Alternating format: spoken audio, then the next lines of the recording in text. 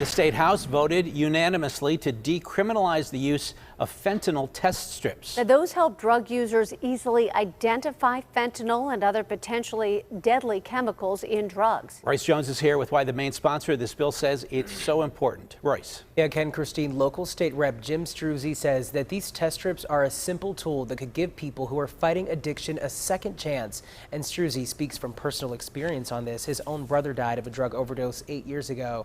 This legislation would amend the state's Controlled Substance, Drug, Device, and Cosmetic Act to make fentanyl test strips no longer classified as illegal paraphernalia. And as we've reported time and time again, fentanyl often gets added to drugs to make them cheaper, stronger, and even more dangerous. Struzzi and other supporters say that this change would help drug users avoid overdosing by testing for fentanyl without the risk of being charged with possession of drug paraphernalia. And in 2020, the state health department reported that 75% of the 5,089 overdose deaths statewide involved fentanyl. And in Allegheny County specifically, 85% of the 683 overdose deaths involved it.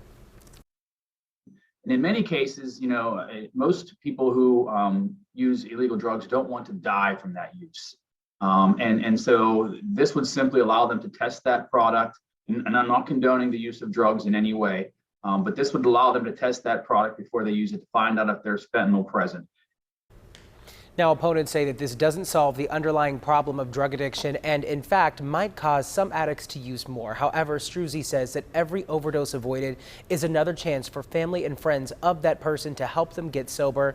The bill now heads to the state Senate for consideration. Royce Jones, KDKA News.